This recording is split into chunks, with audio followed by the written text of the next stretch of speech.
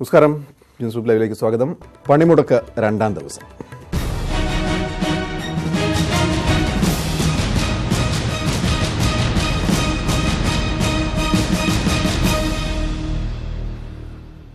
കേന്ദ്ര സർക്കാരിന്റെ നയങ്ങൾക്കെതിരെ BMS ഇതര ട്രേഡ് യൂണിയനുകൾ ആഹ്വാനം ചെയ്ത 48 മണിക്കൂർ രാജ്യവ്യാപക പണിമുടക്ക് തുടരുകയാണ്.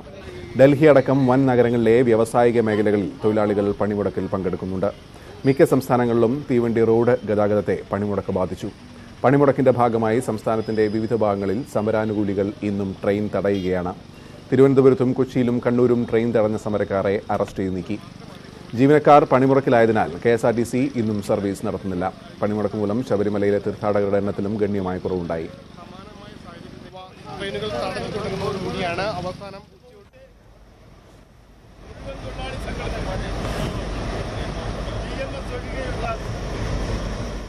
വിശദാംശങ്ങളുമായി തിരുവനന്തപുരത്ത് നിന്ന് ഉമേഷും, കൊച്ചിയിൽ നിന്നും ഡാനിയും, കണ്ണൂരിൽ നിന്ന് മനുവും, കോഴിക്കോട് നിന്ന് പ്രദീപും, എല്ലാ ജില്ലകളിൽ നിന്നും മറ്റു പ്രതിനിധികളും ചേരുന്നു. ആദ്യം ഉമേഷിലേക്ക്. ഉമേഷ്, രണ്ടാം ദിവസത്തിലേക്ക് കടക്കുകയാണ്. ഇന്നലെ തന്നെ ഹർത്താലിന്റെ പ്രതീതിയായിരുന്നു. ഇന്ന് എന്താണ് അവസ്ഥ?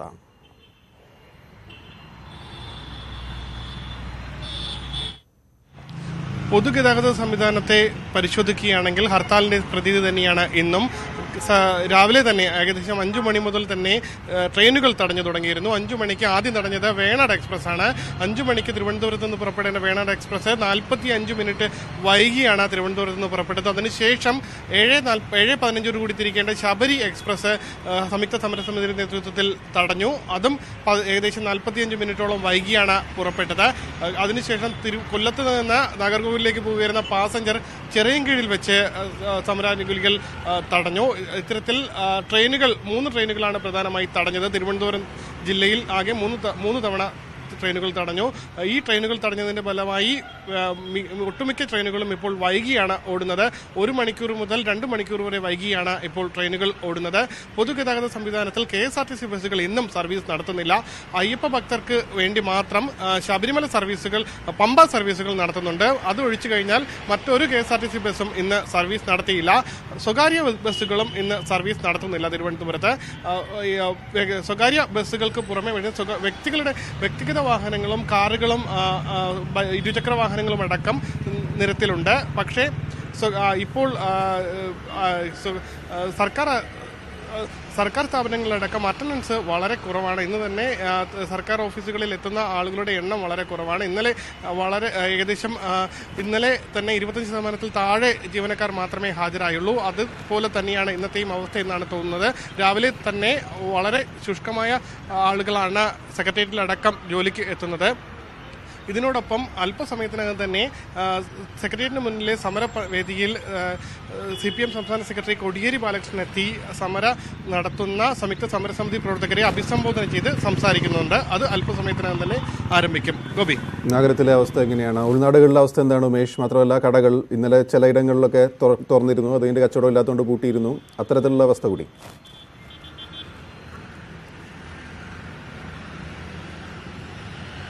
കടകൾ സാധാരണഗതിയിൽ ഒറ്റപ്പെട്ട കടകളെല്ലാം തുറക്കുന്നുണ്ട്. ഉൾനാടൻ മേഖലകളിൽ കടകളെല്ലാം സാധാരണ രീതിയിൽ തുറക്കുന്നത് പോലെ തുറക്കുന്നുണ്ട്. സിറ്റി മേഖലയിൽ ഏതാനും ഹോട്ടലുകൾ തുറക്കുന്നുണ്ട്. മറ്റ് കടകളൊക്കെ വളരെ അപൂർവമായി മാത്രമേ ഇപ്പോൾ തുറന്ന് പ്രവർത്തിക്കുന്നുള്ളൂ. ഒരുപക്ഷെ വരും മണിക്കൂറുകളിൽ അറിയാൻ കഴിയും എത്രത്തോളം കൂടുതൽ കടകൾ, മറ്റു ഷോപ്പുകളോ മറ്റോ തുറക്കുന്നുണ്ടോ എന്നുള്ള കാര്യം. കാരണം 10 മണിയായിട്ടേ ഉള്ളൂ. ഒരുപക്ഷെ സാഹചര്യങ്ങൾ നോക്കി ഇന്നലെ മറ്റ് കടകളെന്ന് നിർബന്ധിച്ച് തിരുവനന്തപുരത്ത് അടപ്പിച്ച സാഹചര്യം ഉണ്ടായിരുന്നില്ല. അതുകൊണ്ട് തന്നെ ഒരുപക്ഷെ ഇന്ന് കൂടുതൽ കടകൾ തുറക്കാനുള്ള സാധ്യത കാണുന്നുണ്ട്. എന്നാൽ ചാല കമ്പോളത്തിലടക്കം വ്യാപാരങ്ങളെല്ലാം നിലച്ച മട്ടാണ്. കൂടുതൽ ആളുകളൊന്നും ചാല കമ്പോളത്തിൽ സാധനങ്ങൾ വാങ്ങാനും എത്തുന്നില്ല. സാധനങ്ങൾ വിൽക്കാൻ കടകൾ തുറക്കുന്നുമില്ല. നിലവിലെ സാഹചര്യം ഇതാണ്. എന്നാൽ ഓട്ടോ ടാക്സിയെ സംബന്ധിച്ചിടത്തോളം ടാക്സി സ്റ്റാൻഡുകളും ഓട്ടോ സ്റ്റാൻഡുകളും ഇപ്പോൾ സ്റ്റാൻഡുകളിലും എത്തി. ഓട്ടോ സ്റ്റാൻഡുകൾ വിജനമാണ്. പക്ഷേ സ്വന്തം നിലയ്ക്ക് ഓട്ടോ എടുത്ത് സർവീസ് നടത്തുന്ന ആളുകളുണ്ട്. അവർ ഒരുപക്ഷെ മറ്റ് സംഘടനകളിൽ, തൊഴിലാളി സംഘടനകളിലൊന്നും ഇല്ലാത്ത ആളുകളായിരിക്കും. അത്തരത്തിലുള്ളവർ വിവിധ സ്ഥലങ്ങളിൽ എത്തി ആളുകളെ കയറ്റി പോകുന്നുണ്ട്. പക്ഷേ ഓട്ടോ സ്റ്റാൻഡുകളും ടാക്സി സ്റ്റാൻഡുകളും വിജനം തന്നെയാണ്. ഗോപി, ഉമേഷാണ് തിരുവനന്തപുരത്ത് വിവരം നൽകിയത്. പാലക്കാട്ടേക്ക് പോകാം. പാലക്കാട്ട് നിന്നും പ്രസാദ് ചേരുന്നു. പ്രസാദ്, പാലക്കാട്ട് എന്താണ് അവസ്ഥ? തിരുവനന്തപുരത്ത് ട്രെയിൻ തടയലുണ്ടായിരുന്നു. പാലക്കാട്ട് ട്രെയിൻ തടയുന്നുണ്ടോ? യാത്രാ ദുരിതങ്ങൾ എത്രമാത്രമാണ്? എന്താണ് ഏറ്റവും പുതിയ വിവരങ്ങൾ? ഗോപി, പാലക്കാടും ട്രെയിൻ തടയുന്നുണ്ട്. ഇപ്പോൾ ട്രെയിൻ തടയൽ സമരം പുരോഗമിക്കുകയാണ്. ഇവിടെ കോയമ്പത്തൂരിൽ നിന്നും മംഗലാപുരത്തേക്ക് പോകുന്ന പാസഞ്ചർ ട്രെയിനാണ് സമരാനുകൂലികൾ ഇപ്പോൾ തടഞ്ഞിട്ടുള്ളത്. ഇന്നലെയും പാലക്കാടും ഷൊർണൂരും ട്രെയിൻ തടയൽ സമരമുണ്ടായിരുന്നു. ഇതോടൊപ്പം പാലക്കാടിന് പുറമെ ഇന്നും ഷൊർണൂരും ട്രെയിൻ തടയുന്നുണ്ട്. ഇന്ന് പൊതുവെ പണിമുടക്ക് ഇന്നലത്തെ അപേക്ഷിച്ച് നോക്കുമ്പോൾ ഇന്ന് കൂടുതൽ വാഹനങ്ങൾ നിരത്തിലിറങ്ങിയിട്ടുണ്ട്. അതോടൊപ്പം തന്നെ കടകളും സാധാരണ ഇന്നലത്തേക്കാൾ കൂടുതൽ കടകളെല്ലാം തന്നെ തുറന്നിട്ടുണ്ട്. കഞ്ചിക്കോട് വ്യവസായ മേഖലയിലും കൂടുതൽ സ്ഥാപനങ്ങൾ ഇന്ന് തുറന്ന് പ്രവർത്തിച്ചിട്ടുണ്ട്. രാവിലെ കഞ്ചിക്കോട് മേഖലയിൽ തൊഴിലാളികൾ ചില ജോലിക്ക് എത്തിയ തൊഴിലാളികളെ തടഞ്ഞതുമായി ബന്ധപ്പെട്ടുകൊണ്ട് ചില പ്രശ്നങ്ങൾ നിലനിന്നിരുന്നു. പിന്നീട് പോലീസ് എല്ലാം എത്തിയാണ് ഇത് പരിഹരിച്ചത്. ഇപ്പോൾ മറ്റ് അക്രമ സംഭവങ്ങളോ അല്ലെങ്കിൽ ബലം പ്രയോഗിച്ച് എവിടെയെങ്കിലും വാഹനങ്ങൾ തടയുകയോ കടയടയ്ക്കുകയോ ബന്ധപ്പെട്ടുള്ള പ്രശ്നങ്ങളൊന്നും തന്നെ പാലക്കാട് ജില്ലയിൽ റിപ്പോർട്ട് ചെയ്യപ്പെട്ടിട്ടില്ല. ഇപ്പോൾ ട്രെയിൻ തടയൽ സമരമാണ് ഇപ്പോൾ ഇവിടെ നടക്കുന്നത്. ഇതോടൊപ്പം പാലക്കാട് ഒലവക്കോട് സ്റ്റേഷന് പുറമെ ഷൊർണൂരിലും ഇത്തരത്തിൽ സമരം ഇന്നും ട്രെയിൻ തടയൽ സമരമുണ്ട്. അതോടൊപ്പം നഗരത്തിലും തൊഴിലാളി സംഘടനകളുടെ സംയുക്ത തൊഴിലാളി സംഘടനകളുടെ ധർണയും പ്രകടനവും ഉണ്ടാകും. കടകൾ എല്ലാം തന്നെ ഞാൻ നേരത്തെ സൂചിപ്പിച്ചതിൽ തന്നെ കടകളെല്ലാം തന്നെ നഗരത്തിലെ കടകളെല്ലാം തന്നെ ഇന്നലത്തേക്കാൾ കൂടുതൽ കടകളും എല്ലാം തന്നെ തുറന്നിട്ടുണ്ട്. സ്വകാര്യ വാഹനങ്ങളും കൂടുതൽ നിരത്തിലിറങ്ങിയിട്ടുണ്ട്. പാലക്കാട് നല്ല ദൃശ്യങ്ങളാണ് നമ്മൾ കണ്ടുകൊണ്ടിരിക്കുന്നത്. പാലക്കാട് ട്രെയിൻ തടയൽ സമരം പുരോഗമിക്കുകയാണ്. അവിടെ നിന്നും പണിമുടക്കിയ തൊഴിലാളികൾ, പണിമുടക്ക് അനുകൂലമായ തൊഴിലാളികൾ ട്രെയിൻ തടയൽ സമരം തുടരുന്നു. ഇനി വിവിധ ജില്ലകളിൽ നിന്നും ഞങ്ങളുടെ പ്രതിനിധികൾ ചേരുന്നുണ്ട്, അവരിലേക്ക് വരാം. ഇപ്പോൾ രാജ്യത്താകമാനം ഇന്ന് രണ്ടാം ദിവസം എന്താണ് അവസ്ഥ നോക്കാം. ഡൽഹിയിൽ നിന്നും ഉണ്ണി ചേരുന്നു. ഉണ്ണി, ഇന്ന് എന്താണ് അവസ്ഥ ഇന്ന് രാവിലെ ഇതുവരെ? ഗോപി, അതായത് ഇന്നലത്തേതിന് സമാനമായി ചില സംസ്ഥാനങ്ങളിൽ ചില മേഖലകളിലായി പണിമുടക്കിന്റെ പ്രതിഫലനം കാണാനുണ്ട്. ഡൽഹി അടക്കമുള്ള സംസ്ഥാനങ്ങളിൽ വലിയ രീതിയിൽ ജനജീവിതത്തെ ബാധിക്കുന്ന രീതിയിലുള്ള പ്രതിഷേധമോ പണിമുടക്കോ കാണുന്നില്ല. എങ്കിലും വ്യാവസായിക ബെൽറ്റുകളിൽ ഈ പ്രതിഷേധം ഇന്നും തുടരുന്നുണ്ട്. പണിമുടക്കിയ തൊഴിലാളികൾ ഇന്ന് വലിയ പ്രതിഷേധ റാലി ആഹ്വാനം ചെയ്തിട്ടുണ്ട്. ഡൽഹിയിൽ തന്നെ മണ്ഡി ഹൌസിൽ നിന്നും ജന്തർ മന്ദിറിലേക്ക് CITUവിന്റെ നേതൃത്വത്തിലുള്ള റാലിയാണ് നടക്കുന്നത്. അതിൽ പ്രമുഖ നേതാക്കളും തൊഴിലാളികളുമൊക്കെ അണിനിരക്കുമെന്നാണ് അറിയിച്ചിട്ടുള്ളത്. പശ്ചിമ ബംഗാളിൽ ഇന്നലത്തേതിന് സമാനമായി തീവണ്ടികൾ രാവിലെ മുതൽ തന്നെ തടയുന്നുണ്ട്. പല മേഖലകളിലും തീവണ്ടി ഗതാഗതം തടസ്സപ്പെടുത്തുന്നതിനായി ട്രാക്കുകളിൽ തടസ്സങ്ങൾ മറ്റും സൃഷ്ടിച്ചുകൊണ്ടും മറ്റുമുള്ള പ്രതിഷേധങ്ങളാണ് നടക്കുന്നത്. ഒഡീഷയിൽ ദേശീയപാത തടയാനുള്ള ശ്രമങ്ങൾ ഇന്നും നടക്കുന്നുണ്ട്. ബംഗാളിൽ മുഖ്യമന്ത്രി മമതാ ബാനർജി ശക്തമായി തന്നെ പണിമുടക്കി പ്രതിഷേധങ്ങൾ നടത്തുന്നവരെ നേരിടുമെന്ന താക്കീത് ഇന്നലെ നൽകിയിരുന്നു. അതിനുശേഷവും പ്രതിഷേധത്തിൽ നിന്നും പിന്മാറാൻ തൊഴിലാളി സംഘടനകൾ തയ്യാറായിട്ടില്ല. മഹാരാഷ്ട്ര അടക്കമുള്ള സംസ്ഥാനങ്ങളിൽ പൊതുമേഖലയിൽ ജോലി ചെയ്യുന്ന ജീവനക്കാരും പ്രതിഷേധിക്കുന്നുണ്ട്. ബെസ്റ്റ് ബസ് ജീവനക്കാരുടെ പ്രതിഷേധം ഇന്നും തുടരുകയാണ്. 32,000-ഓളം ജീവനക്കാരാണ് പണിമുടക്കുന്നത്. ബസ് പണിമുടക്ക് കണക്കിലെടുത്തുകൊണ്ട് കൂടുതൽ തീവണ്ടി സർവീസ് നടത്താനാണ് നടപടിയെടുത്തിട്ടുള്ളത്. അതേസമയം പണിമുടക്കുന്ന പൊതുമേഖലയിലുള്ള ജീവനക്കാരെ നേരിടുന്നതിന് വേണ്ടി എസ്ന അടക്കമുള്ള നിയമങ്ങൾ പ്രകാരമുള്ള നടപടികൾ സ്വീകരിക്കുമെന്നാണ് സർക്കാരും അധികൃതരും നൽകിയിരിക്കുന്ന മുന്നറിയിപ്പ്. പൊതുവെ നോക്കുകയാണെങ്കിൽ ഭാഗികമാണ് ദേശീയ തലത്തിലുള്ള പണിമുടക്കിന്റെ പ്രതിഫലനം എന്ന് പറയാം. എന്നാൽ ചില മേഖലകളിൽ കൃത്യമായി അത് പ്രതിഫലനം ഉണ്ടാക്കിയിട്ടുമുണ്ട്. ഗോപി, എങ്ങനെയാണ് പണിമുടക്കുന്ന സംഘടനകൾ, അവർ ഈ ഒരു ദിവസത്തെ പണിമുടക്ക് കഴിഞ്ഞല്ലോ, അതിനെ പൊതുവെ വിലയിരുത്തുന്നത്? ഭരിക്കുന്നവർ എങ്ങനെയാണ് ആ പണിമുടക്കിനോട് പ്രതികരിച്ചിട്ടുള്ളത്? സംഘടനകൾ പണിമുടക്ക് വലിയ വിജയമാണെന്ന് തന്നെയാണ് വ്യക്തമാക്കിയിട്ടുള്ളത്. ഇന്നലെ വൈകുന്നേരം തന്നെ അവലോകന യോഗം ചേർന്നിട്ടുണ്ടായിരുന്നു. ആ അവലോകന യോഗത്തിൽ സംഘടനകൾ വ്യക്തമാക്കിയിരിക്കുന്നത് പണിമുടക്ക് വലിയ വിജയമാണ്. നേരത്തെ ഇല്ലാത്ത വിധത്തിലുള്ള വലിയ പ്രതിഫലനം വിവിധ മേഖലകളിൽ കാണാനുണ്ട്. 20 കോടിയിലധികം തൊഴിലാളികൾ വിവിധ മേഖലകളിലായി ഇതിൽ പങ്കെടുക്കുന്നുണ്ട്. പൊതുമേഖല, സ്വകാര്യ മേഖല, ഒപ്പം അസംഘടിത മേഖലയിലുള്ള തൊഴിലാളികൾ പോലും ഈ പണിമുടക്കിന് ഐക്യദാർഢ്യവുമായി രംഗത്തെത്തിയിട്ടുണ്ടെന്നാണ് ഇന്നലത്തെ പണിമുടക്ക് ആദ്യ ദിവസം പിന്നിടുമ്പോഴുള്ള വിലയിരുത്തൽ. കേരളം, കർണാടക, മഹാരാഷ്ട്ര, ബീഹാർ, ഹരിയാന, പഞ്ചാബ്, ഉത്തരാഖണ്ഡ്, ഒപ്പം മധ്യപ്രദേശ് എന്നിവിടങ്ങളിൽ ഈ തെരഞ്ഞെടുപ്പ് കൃത്യമായി ജനജീവിതത്തിൽ ചലനങ്ങൾ ഉണ്ടാക്കിയിട്ടുണ്ട് എന്നാണ് സംഘടനകൾ വ്യക്തമാക്കുന്നത്. മാത്രമല്ല, ജമ്മു കാശ്മീരിലേക്ക് തന്നെ അന്തർ സംസ്ഥാന ബസ്സുകൾ പോലും പോകാൻ കഴിയാത്ത വിധത്തിൽ ഈ പണിമുടക്ക് സ്വാധീനം ചെലുത്തിയിട്ടുണ്ടെന്ന വിലയിരുത്തലുകളും അവർ നടത്തിയിട്ടുണ്ട്. ഏതായാലും 2 ദിവസത്തെ പണിമുടക്കിനെ ഇന്ന് വൈകിട്ട് കൃത്യമായി അവരുടെ അവലോകനത്തിന് ശേഷമുള്ള വാർത്താ സമ്മേളനവും AITC നേതാക്കൾ വിളിച്ചിട്ടുണ്ട്. അതിലായിരിക്കും കൃത്യമായി ഏത് തരത്തിലാണ് ഈ പണിമുടക്ക് വിവിധ മേഖലകളെ ബാധിച്ചിട്ടുള്ളതെന്ന് അവർ വ്യക്തമാക്കുകയും ചെയ്തു. അതേസമയം കേന്ദ്ര സർക്കാരാകട്ടെ ഈ വിഷയത്തിൽ ഇതുവരെയും ഒരു പ്രതികരണത്തിനോ അല്ലെങ്കിൽ ഈ പണിമുടക്ക് വലിയ സ്വാധീനം ഉണ്ടാക്കിയതായുള്ള പ്രതികരണത്തിന് തയ്യാറായിട്ടില്ല. ഇന്നലെ തന്നെ MP-മാർ പാർലമെന്റിൽ പ്രതിഷേധം നടത്തിയതാണ് പണിമുടക്കിന് ഐക്യദാർഢ്യം പ്രഖ്യാപിച്ചുകൊണ്ട്. അതിനുശേഷവും കേന്ദ്ര സർക്കാരിന്റെ ഭാഗത്തു നിന്നും ഈ പണിമുടക്ക് വിജയമാണോ പരാജയമാണോ എന്നത് സംബന്ധിച്ചുള്ള പ്രതികരണങ്ങളൊന്നും വന്നിട്ടില്ല. ഗോപി, ഉണ്ണിയാണ് ദേശീയതലത്തിലുള്ള വിവരങ്ങൾ നൽകിയത്. കണ്ണൂരിൽ നിന്നും മനു ഭരത്ത് കൂടി ചേരുന്നു. മനു, ഇപ്പോൾ ലഭിക്കുന്ന വിവരങ്ങളനുസരിച്ച് കണ്ണൂരും ട്രെയിൻ തടയലുണ്ടെന്ന് അറിയുന്നു. എന്താണ് കണ്ണൂരിലെ ഏറ്റവും പുതിയ വിവരങ്ങൾ? കണ്ണൂരിൽ കടകമ്പോളങ്ങൾ തുറന്നിട്ടുണ്ടോ? ഹർത്താലിൻ്റെ പ്രതീതിയാണോ? ജനജീവിതത്തെ എങ്ങനെ ബാധിച്ചു? ഏറ്റവും കൂടുതൽ വിവരങ്ങൾ. ഗോപി, കണ്ണൂരിൽ 4 കേന്ദ്രങ്ങളിലാണ് ട്രെയിൻ തടഞ്ഞത്. ഇതുമായി ബന്ധപ്പെട്ട് ഇന്നലെ 500ഓളം ആളുകൾക്കെതിരെ കേസെടുത്തിരുന്നു. ഇന്നും സമാനമായ തരത്തിൽ ട്രെയിൻ തടഞ്ഞതിനാൽ ഏതാണ്ട് അത്ര തന്നെ ആളുകൾക്കെതിരെ കേസെടുക്കും എന്ന് തന്നെയാണ് റെയിൽവേ പോലീസ് നമ്മളെ അറിയിക്കുന്നത്.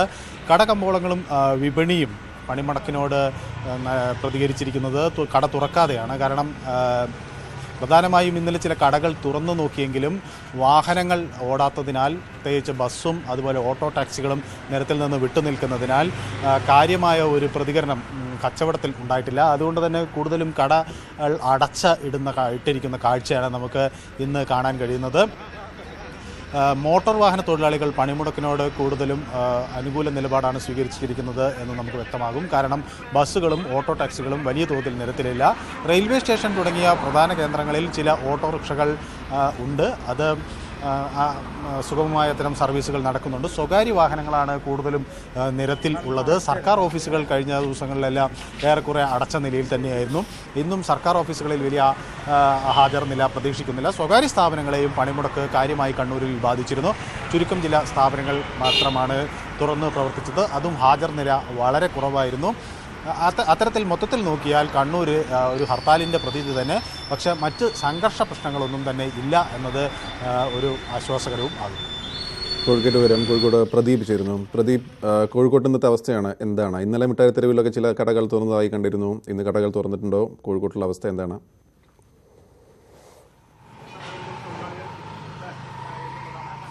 ഗോപി, ഞാനിപ്പോൾ നിൽക്കുന്നത് മിഠായി തെരുവിലാണ്. മിഠായി തെരുവിൽ ഇന്നലത്തതിന് സമാനമാണ് കാഴ്ച. വ്യാപാര സ്ഥാപനങ്ങളൊക്കെ തന്നെയും തുറന്നു തുടങ്ങിയിരിക്കുന്നു. 11 മണിയോടുകൂടി മിഠായി തെരുവിലെ കടകൾ പൂർണ്ണമായും തുറക്കുമെന്നാണ് വ്യാപാരി നേതാക്കൾ നേരത്തെ തന്നെ അറിയിച്ചു. ഇന്നലെ ചുരുക്കം ചില കടകൾ മാത്രമേ തുറന്നിരുന്നു. എന്തായാലും ഇപ്പോൾ വ്യാപാരികളോട് തന്നെ ചോദിക്കാം. ചേട്ടാ, പണിമുടക്ക് ഇന്ന് 2ാം ദിവസത്തിലാണ്. ഇന്നലെ വ്യാപാര സ്ഥാപനങ്ങൾ തുറന്നു. കച്ചവടം എങ്ങനെയുണ്ടായിരുന്നു? കച്ചവടം കുഴപ്പമില്ല. വൈകുന്നേരം 5 മണിയുടെ ശേഷം നല്ല കച്ചവടമായിരുന്നു. ആളെല്ലാം ഇന്ന് പ്രശ്നമൊന്നുമില്ല. കച്ചവടം ബാധിച്ചിട്ടില്ല. ബാധിച്ചിട്ടില്ല. ഇന്നും ആ ഒരു പ്രതീക്ഷയുണ്ടോ? തിരക്കുണ്ടാവും? ഉണ്ടാവും. ഇപ്പോൾ ഒരുവിധ ഷോപ്പുകളിൽ നിന്ന് തുറക്കുന്നുണ്ട്. കൂടുതലായിട്ട് ഷോപ്പുകൾ തുറക്കുന്നുണ്ട്. 1200 കടകളൊന്നും തുറന്നു. 1200 ഉണ്ടോയെന്ന് അറിയില്ല. ചിലവരുണ്ടാവും. കൂടുതലായിട്ട് തുറക്കുന്ന അന്ന് പറഞ്ഞത്. ഇന്നലെ കുറഞ്ഞതിനെക്കാട്ടി കൂടുതൽ തുറക്കും. എന്തായാലും ഗോപി, മിഠായി തെരുവിലാണ്. നേരത്തെ തന്നെ ഹർത്താലിനെതിരായി വ്യാപാരികൾ രംഗത്ത് വന്ന മിഠായി തെരുവിലാണ്.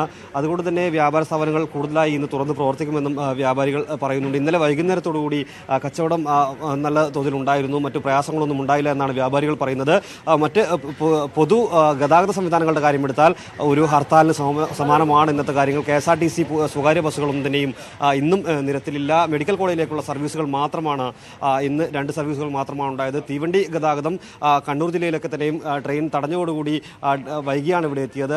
മലബാർ മേഖലയിൽ കൂടുതലായും സർക്കാർ ജീവനക്കാരൊക്കെ തന്നെയും ഓഫീസുകളിലേക്ക് വരാൻ ആശ്രയിക്കുന്ന ട്രെയിനുകളെയാണ്. അതുകൊണ്ട് ട്രെയിൻ തടയുന്നത് ഇവർക്ക് കൃത്യസമയത്ത് ഓഫീസിലെത്തുന്നതിന് തടസ്സമാകുന്നുണ്ട്. എങ്കിൽ കൂടിയും ഹാജർ നിലയിൽ വലിയ മാറ്റമൊന്നുമില്ല. ഇന്നലെയും ഹാജർ സർക്കാർ ഓഫീസുകളിൽ കുറവായിരുന്നു. പൊതുവിൽ കോഴിക്കോട് ജില്ലയിൽ ഉൾപ്പെടെ എല്ലാ സ്ഥലങ്ങളിലും വ്യാപാര സ്ഥാപനങ്ങൾ തുറന്നിരുന്നു എങ്കിൽ കൂടിയും പ്രതീക്ഷിച്ച ഒരു കച്ചവടം ഉണ്ടായിരുന്നില്ല. മിഠായി തെരുവിൽ മാത്രമാണ് ഇപ്പോൾ വ്യാപാരികൾ പറയുന്നത് പോലെ ഇന്നലെ വൈകുന്നേരം കൂടുതൽ കച്ചവടം നടന്നു എന്നാണ്. എന്തായാലും ഇന്നും ഈ പണിമുടക്ക് 2ാം ദിവസമാകുമ്പോഴും ഇന്നലത്തേതിന് വലിയ മാറ്റമൊന്നും കാണാനില്ല. നിരത്തുകൾ കാലിയാകുന്ന അവസ്ഥയാണ്. സ്വകാര്യ വാഹനങ്ങൾ നിരത്തിലുണ്ട്. BMS യൂണിയനിൽപ്പെട്ട ആളുകളുടെ ഓട്ടോ ടാക്സികൾ മാത്രമാണ് കോഴിക്കോട് നിരത്തിലുള്ളത്. ഗോപി, കോഴിക്കോട് ദൃശ്യങ്ങൾ കാണുന്നത് പോലെ മിഠായി തെരുവിലായിരുന്നു ഈ പ്രതിഷേധങ്ങൾ. അതായത് കടകൾ തുറക്കുക എന്നുള്ളത് കൃത്യമായി തന്നെ നിലപാടെടുത്ത വ്യാപാരികൾ വന്നത്. അവർ ഇന്ന് തുറന്നിട്ടുണ്ട്. ഇന്നലെ തുറന്നതിൽ ഫലം കണ്ടു എന്ന് അവർ പറയുകയും ചെയ്യുന്നു. അത്തരത്തിൽ ഇതിനോടുള്ള ഒരു പ്രതിഷേധം വ്യാപാരികളും രേഖപ്പെടുത്തുകയും ചെയ്യുന്നു. ഏതായാലും കൊച്ചിയിലേക്ക് വരാം. കൊച്ചിയിൽ ഡാനി, ഇപ്പോൾ വിവിധ ഇടങ്ങളിൽ ട്രെയിൻ തടയൽ നടക്കുന്നു. ഇപ്പോൾ പാലക്കാട് നടന്നുകൊണ്ടിരിക്കുകയാണ്. തിരുവനന്തപുരത്ത് രാവിലെ നടന്നു. റെയിൽവേ സ്റ്റേഷൻ പിക്കറ്റിംഗ് ആയിരിക്കുമെന്നാണ് ആദ്യം പറഞ്ഞിരുന്നെങ്കിലും ഇപ്പോൾ ട്രെയിൻ തടയൽ തന്നെയാണ് സംഭവിക്കുന്നത്. ട്രെയിൻ ഗതാഗതം താറുമാറായിട്ടുണ്ട് ഏറെക്കുറെ. കൊച്ചിയിലെ അവസ്ഥ എന്താണ്? പൊതുഗതാഗതം എങ്ങനെയാണ്? ട്രെയിൻ ഗതാഗതം എങ്ങനെയാണ്? ഏറ്റവും ഒടുവിലത്തെ ചിത്രം എന്താണ്?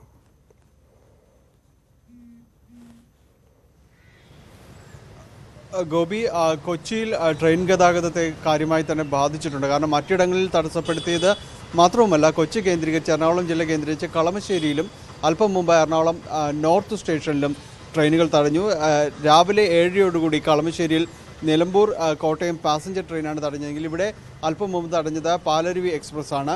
ഇത് അല്പനേരം സമരക്കാർ തടഞ്ഞിട്ടു. ഇത് മൊത്തത്തിലുള്ള ഒരു ട്രെയിൻ ഗതാഗതത്തിനെ ബാധിക്കുന്ന ഒരു അവസ്ഥയിലേക്ക് പോകുന്നുണ്ട്. അതുപോലെ തന്നെ ആലുവയിൽ 9:40 സമരക്കാർ KK എക്സ്പ്രസ് തടഞ്ഞിടുകയുണ്ട്. ഇങ്ങനെ ട്രെയിൻ ഗതാഗതത്തെ ബാധിക്കുന്ന രീതിയിലേക്ക് ഇന്ന് രാവിലെ തന്നെ സമരക്കാർ ഇത് ട്രെയിൻ തടഞ്ഞതോടുകൂടി ഗതാഗത സംവിധാനത്തെ സമയക്രമത്തെ ബാധിക്കുന്ന രീതിയിലേക്ക് അത് മാറിക്കഴിഞ്ഞിരിക്കുന്നു. അത് ഒരു ഭാഗത്ത്. അതോടൊപ്പം തന്നെ മറ്റ് പൊതുഗതാഗത സംവിധാനത്തിലേക്ക് വന്നാൽ സ്വകാര്യ ബസ്സുകളെ ആശ്രയിച്ച് നിൽക്കുന്ന ഒരു ജില്ലയാണ് എറണാകുളം ജില്ല. സ്വകാര്യ ബസ്സുകൾ സർവീസ് ഒന്നും നടത്തുന്നില്ല. ഇന്നലത്തേതിൻ്റെ തുടർച്ചയായി തന്നെ ഇന്നും സർവീസുകൾ നിർത്തിവെച്ചിരിക്കുകയാണ്. ജീവനക്കാർ സമരത്തിൽ പങ്കെടുക്കുന്നത് കൊണ്ട് തന്നെയാണെന്നാണ് ഇവർ പറയുന്നത്. ഈ രീതിയിലേക്ക് ഇത് മാറിയിരിക്കുന്നു. അതുകൊണ്ട് തന്നെ ഈ ഷോപ്പുകൾ, അത് വ്യാപാര സ്ഥാപനങ്ങൾ തുറന്നിട്ട് ജീവനക്കാരെത്താത്ത ഒരവസ്ഥ, അതോടൊപ്പം തന്നെ കടകളിലേക്ക് ആളുകൾ എത്താത്തൊരവസ്ഥ. അതുകൊണ്ട് തന്നെ ഇതിനെ ഒരു വിട്ടുനിന്നുകൊണ്ട് ഏതാനും ചില ഷോപ്പുകൾ തുറന്നിരുന്നുവെങ്കിലും അത് ഇന്ന് ചില ഭാഗങ്ങളിൽ അടഞ്ഞു കിടക്കുകയാണ്. എങ്കിലും ബ്രോഡ്വേ കേന്ദ്രീകരിച്ച് കഴിഞ്ഞ ദിവസങ്ങളിൽ വ്യാപാരം നടന്നിരുന്നു. ഈ ബ്രോഡ്വേയിലും കടകൾ തുറന്നിട്ടുണ്ട്. ഏതാണ്ട് 10 മണി കഴിയുന്നതോടുകൂടി പൂർണ്ണമായ രീതിയിൽ ഇവിടെ കടകൾ തുറക്കാൻ കഴിയുമെന്നാണ് അവർ പറയുന്നത്. അതോടൊപ്പം തന്നെ എറണാകുളം മെട്രോ കേന്ദ്രീകരിച്ച്, കൊച്ചി നഗരത്തിൽ മെട്രോ കേന്ദ്രീകരിച്ച് സർവീസ് നടത്തുന്നുണ്ട്. നഗരവാസികൾക്ക് അല്ലെങ്കിൽ നഗരത്തിലേക്ക് എത്തുന്നവർക്ക് ഇത് കാര്യമായ ഗുണം ചെയ്തിട്ടുണ്ട്. ഇന്നലെ മാത്രം ഏതാണ്ട് 30,000-ലധികം പേർ മെട്രോയിലൂടെ യാത്ര ചെയ്തിട്ടുണ്ട്. അതുകൊണ്ട് ആ രീതിയിലുള്ളൊരു സംവിധാനം ഒരു ഭാഗത്തുകൂടി പോകുന്നുണ്ട്. പക്ഷേ ടാക്സി സർവീസുകൾ ഇത് പണിമുടക്കിൽ പങ്കുചേരുന്നു. പണിമുടക്കിൽ പങ്കെടുക്കാത്ത ചിലവർ ഓട്ടോറിക്ഷ സ്റ്റാൻഡുകൾ കേന്ദ്രീകരിച്ചും അല്ലാതെയും ഒറ്റപ്പെട്ട രീതിയിൽ സർവീസുകൾ നടത്തുന്നുണ്ട്. പക്ഷേ ഇവിടേക്ക് എത്തുന്ന യാത്രക്കാർ, ട്രെയിൻ വഴി എത്തുന്ന യാത്രക്കാർക്ക് മറ്റിടങ്ങളിലേക്ക് പോകാൻ കഴിയാത്ത ഒരവസ്ഥ നിലനിൽക്കുകയാണ്. അതോടൊപ്പം ഓഫീസുകളും മറ്റും പ്രവർത്തിക്കുന്നില്ല. ഓഫീസുകളിലെ ഹാജർ നില വളരെ കുറവാണ്. കേന്ദ്ര സർക്കാർ, സംസ്ഥാന സർക്കാർ ഓഫീസുകളിലെ ഹാജർ നില തുലവും കുറവാണ് എന്ന രീതിയിൽ തന്നെയാണ് കഴിഞ്ഞ ദിവസത്തിൻ്റെ തുടർച്ചയായി തന്നെ സമരത്തിൽ പങ്കെടുക്കുന്നു. എറണാകുളം ജില്ലയിലെ വ്യാപാര കേന്ദ്രങ്ങൾ കേന്ദ്രീകരിച്ച്, അതായത് വ്യവസായ മേഖലകൾ കേന്ദ്രീകരിച്ച് നോക്കുകയാണെങ്കിൽ പൊതുഗതാഗതം ഇല്ലാത്തതുകൊണ്ട് ഇവിടേക്ക് എത്തുന്ന ജീവനക്കാരുടെ എണ്ണത്തിൽ വളരെ കുറവുണ്ട്. അതോടൊപ്പം തന്നെ മറ്റ് കഴിഞ്ഞ ദിവസങ്ങളിൽ സമരാനുകൂലികൾ ഇവിടെ തടഞ്ഞിരുന്നു. പോലീസ് ഇവിടെ അവരുടെ ഒരു കാവൽ ഏർപ്പെടുത്തിയിട്ടുണ്ട്. എങ്കിൽ കൂടിയും ജീവനക്കാർ എത്തുന്നത് വളരെ കുറവായിട്ട് മാറിയിട്ടുണ്ട്. ഇൻഫോ പാർക്ക് അടക്കമുള്ള IT സെക്ടറുകളിലെ കാര്യമായ രീതിയിൽ പണിമുടക്ക് ബാധിച്ചിട്ടില്ല. അവരുടേതായ ഒരു കോൺവേ സംവിധാനത്തിൽ ഉപയോഗിച്ച് പ്രവർത്തിക്കുന്നതുകൊണ്ട് വലിയ രീതിയിലേക്കൊരു ബാധിക്കൽ ഈ മേഖലയിൽ ഉണ്ടായിട്ടില്ല. പൊതുവിൽ കഴിഞ്ഞ ദിവസത്തെ പണിമുടക്കിൻ്റെ ഒരു തുടർച്ച തന്നെയാണ് ഇന്നും കാണുന്നത്. വലിയ രീതിയിൽ ഇപ്പോൾ രാവിലെ 10 മണിയായിട്ടും വലിയ രീതിയിൽ കൊച്ചി നഗരം സജീവമായിട്ടില്ല. പൊതുഗതാഗത സംവിധാനങ്ങളെ തന്നെ സമരം കാര്യമായി ബാധിച്ചതുകൊണ്ട് തന്നെയാണത്. ഗോപി. തീർച്ചയായും ഡാനി, ഗതാഗത സംവിധാനത്തെ ബാധിക്കുന്നു. അത് ട്രെയിൻ ഗതാഗതത്തെയാണ് ഈ മണിക്കൂറുകളിൽ കൂടുതൽ ബാധിക്കുന്നത് തോന്നുന്നു. കാരണം പാലക്കാട് നിന്നുള്ള ദൃശ്യങ്ങളും അതാണ് സൂചിപ്പിക്കുന്നത്. പ്രസാദ് ചേരുന്നു പാലക്കാട് നിന്ന്. പ്രസാദ്, അവിടുത്തെ ട്രെയിൻ ഉപരോധം, ട്രെയിൻ തടയൽ അവസാനിച്ചുവോ? ആൾക്കാർ അറസ്റ്റ് ചെയ്ത് നിൽക്കുന്നുവോ? ട്രെയിൻ ഗതാഗതം പുനഃസ്ഥാപിച്ചുവോ? എന്താണ് ഒടുവിലത്തെ ചിത്രം?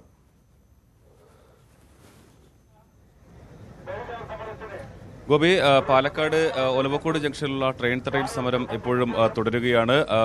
നേരത്തെ ഒരു അരമണിക്കൂർ മുമ്പാണ് സമരം ആരംഭിച്ചിരുന്നത്. ഇപ്പോഴും സമരം നിൽക്കുന്നു. ഇതോടൊപ്പം തന്നെ ഷൊർണൂരിലും ഇന്ന് സമരമുണ്ടാകും. ഇന്നലെയും ഷൊർണൂരിലും പാലക്കാടും ട്രെയിൻ തടയൽ ഉണ്ടായിരുന്നു. ഇതുമായി ബന്ധപ്പെട്ട്, അതായത് ഇന്നലത്തെ സമരവുമായി ബന്ധപ്പെട്ടുകൊണ്ട് 2 സ്ഥലങ്ങളിലുമായി നടന്ന സമരത്തിൽ 50ഓളം പേർക്കെതിരെ നിലവിൽ റെയിൽവേ കേസെടുത്തിട്ടുണ്ട്. ഇന്നും ഇത്തരത്തിൽ ഇവർക്കെതിരെ ട്രെയിൻ തടയുന്നതുമായി ബന്ധപ്പെട്ടുകൊണ്ടുള്ള നടപടികൾ ഉണ്ടാകും എന്ന് തന്നെയാണ് റെയിൽവേ അധികൃതർ വ്യക്തമാക്കിയിട്ടുള്ളത്. ഇപ്പോഴും സമരം തുടരുകയാണ്. കോയമ്പത്തൂരിൽ നിന്നും മംഗലാപുരത്തേക്ക് പോകുന്ന പാസഞ്ചർ ട്രെയിനാണ് ഇപ്പോൾ സമരാനുകൂലികൾ തടഞ്ഞിട്ടുള്ളത്. ഇതോടൊപ്പം ഷൊർണൂരിലും ഇന്ന് സമരമുണ്ടാകും. പണിമുടക്കുമായി ബന്ധപ്പെട്ടുകൊണ്ട് പാലക്കാട് ജില്ലയിൽ ഇന്നലത്തേതിനെ അപേക്ഷിച്ച് നോക്കുമ്പോൾ ഇന്ന് കൂടുതൽ കടകൾ തുറന്നിട്ടുണ്ട്. അതോടൊപ്പം സ്വകാര്യ വാഹനങ്ങളും ഇന്ന് കൂടുതൽ നിരത്തിലിറങ്ങിയിട്ടുണ്ട്. രാവിലെ വ്യവസായ മേഖലയായ നമ്മളിപ്പോൾ കൊച്ചിയിൽ പോവുകയാണെങ്കിലും തിരുവനന്തപുരത്ത് പോവുകയാണെങ്കിലും ട്രെയിൻ ഗതാഗതം താറുമാറായി എന്ന് മാത്രമേ നമുക്ക് ഈ ഘട്ടത്തിൽ പറയാൻ പറ്റുള്ളൂ. കാരണം പല സ്ഥലത്തും തടഞ്ഞിട്ടുണ്ട്, പലതും ലേറ്റ് ആയിട്ട് ഓടുകയാണ്. റെയിൽവേ എന്തെങ്കിലും ഔദ്യോഗിക അറിയിപ്പ് നൽകിയിട്ടുണ്ടോ? ഈ ട്രെയിനുകൾ ഇത്ര മണിക്കൂർ ലേറ്റ് ആയി ഓടുന്നു, അങ്ങനെ വല്ലതും ഇപ്പോൾ നമുക്ക് കണ്ടുകൊണ്ടിരിക്കുന്ന പ്രേക്ഷകർക്ക് കൊടുക്കാൻ പറ്റുമോ? അറിവായിട്ടുണ്ടോ നമുക്ക്? നിലവിൽ ഗോപി അത്തരത്തിലുള്ള അറിയിപ്പുകളൊന്നും തന്നെ നിലവിൽ റെയിൽവേ നൽകിയിട്ടില്ല. സ്വാഭാവികമായും റെയിൽവേ ടൈം ടേബിൾ അനുസരിച്ച് ഉള്ള ഡിലേ അത് മാത്രമേ അറിയിച്ചിട്ടുള്ളൂ. ഇതുമായി ബന്ധപ്പെട്ടുകൊണ്ട് ഇനി എത്രത്തോളം ട്രെയിൻ വൈകും എന്ന് സംബന്ധിച്ചുള്ള ഔദ്യോഗിക അറിയിപ്പൊന്നും തന്നെ നിലവിൽ ലഭ്യമായിട്ടില്ല. ഇപ്പോൾ ഈ ഇവിടെ നിന്നും ഈ തടഞ്ഞിട്ടിരിക്കുന്ന കോയമ്പത്തൂർ മംഗലാപുരം പാസഞ്ചർ ഏറെക്കുറെ അരമണിക്കൂറിലേറെയായി ഇവിടെ തടഞ്ഞിട്ടിരിക്കുകയാണ്. ഇതിന്റെ പുറകെ വരുന്ന ട്രെയിൻ എല്ലാം തന്നെ മറ്റ് സ്റ്റേഷനുകളിലും ഈ സാഹചര്യത്തിൽ പിടിച്ചിടേണ്ട ഒന്നുകൂടി റെയിൽവേ അധികൃതർ കാരണം ഇതിന്റെ പുറകെ ശബരി എക്സ്പ്രസ് ആണ് വരാനുള്ളത്. ശബരി എക്സ്പ്രസും ഇതിന്റെ പുറകിൽ ഇവിടെ സമരം നടക്കുന്നതുകൊണ്ട് തന്നെ അവർക്ക് അവിടെ മറ്റ് സ്റ്റേഷനിൽ പിടിച്ചിടേണ്ട സാഹചര്യമുണ്ട്. ഇവിടെ എത്രത്തോളം ട്രെയിൻ തടയൽ സമരം നീണ്ടുപോകുന്നു അതിനനുസരിച്ച് മറ്റ് ട്രെയിനുകളുടെ സമയമെല്ലാം തന്നെ വൈകുന്ന ഒരു സാഹചര്യമുണ്ട്. നിലവിൽ തന്നെ എല്ലാ ട്രെയിനുകളും ഇപ്പോൾ വൈകി ഓടുകയാണ്. അതിന് പുറമെയാണ് ഈ സമരത്തിന്റെ ഭാഗമായി ട്രെയിനുകൾ തടയുന്നത്. അതുകൊണ്ട് തന്നെ കൂടുതൽ നേരം ട്രെയിനുകൾ വൈകാൻ തന്നെയാണ് സാധ്യത. പക്ഷേ അത് സംബന്ധിച്ച് സമരത്തിന്റെ ഭാഗമായി എത്രത്തോളം ട്രെയിനുകൾ വൈകും എന്ന് സംബന്ധിച്ചുള്ള ഔദ്യോഗിക അറിയിപ്പൊന്നും നിലവിൽ റെയിൽവേയുടെ ഭാഗത്തു നിന്നും ഉണ്ടായിട്ടില്ല. എസ് പ്രസാദ് പറഞ്ഞതുപോലെ തന്നെ ഈ സമരം തീരുന്നതിനനുസരിച്ചിരിക്കും. ഇപ്പോൾ തന്നെ മണിക്കൂർ ലേറ്റാണ്, ഇനിയിപ്പോൾ അരമണിക്കൂറായി. ചിലപ്പോൾ ഓരോ ട്രെയിനുകളും പാലക്കാട് വഴി പോകുന്ന ട്രെയിനുകൾ 1 മണിക്കൂറിലേറെ വൈകി ഓടുന്ന അവസ്ഥ ഉണ്ടായിരിക്കാം. മറ്റിടങ്ങളിലും അതാണ് സമാനമായ സ്ഥിതി. ട്രെയിൻ ഗതാഗതത്തെ വലിയ തോതിൽ ഈ ട്രെയിൻ തടയൽ സമരം ഈ ഘട്ടത്തിൽ ബാധിച്ചിട്ടുമുണ്ട്. ഇനി തൃശ്ശൂരിലേക്ക് പോകാം. തൃശ്ശൂരിൽ നിന്നും സുവി ചേരുന്നു. സുവി, തൃശ്ശൂർ എന്താണ് അവസ്ഥ? കേന്ദ്ര സർക്കാരിന്റെ ജനദ്രോഹ നയങ്ങൾക്കെതിരായി പ്രഖ്യാപിച്ചിരിക്കുന്ന ദേശീയ പണിമുടക്കിന്റെ 2ാം ദിവസമായ ഇന്ന് തൃശൂർ ജില്ലയിലും പണിമുടക്ക് തുടരുകയാണ്. നിരത്തിൽ ധാരാളമായി തന്നെ വാഹനങ്ങൾ ഇറങ്ങിയിട്ടുണ്ട്. സ്വകാര്യ വാഹനങ്ങൾ, ഇരുചക്ര വാഹനങ്ങൾ, കാറുകൾ ഉൾപ്പെടെയുള്ളവ നിരത്തിൽ ഇറങ്ങിയിട്ടുണ്ട്. സ്വകാര്യ ബസ്സുകളും എന്നാൽ KSRTCയും ഇതുവരെ ഒരു സർവീസ് പോലും നടത്തിയിട്ടില്ല. നിർത്തിയിട്ടിരിക്കുന്ന ഒരു അവസ്ഥയാണ്.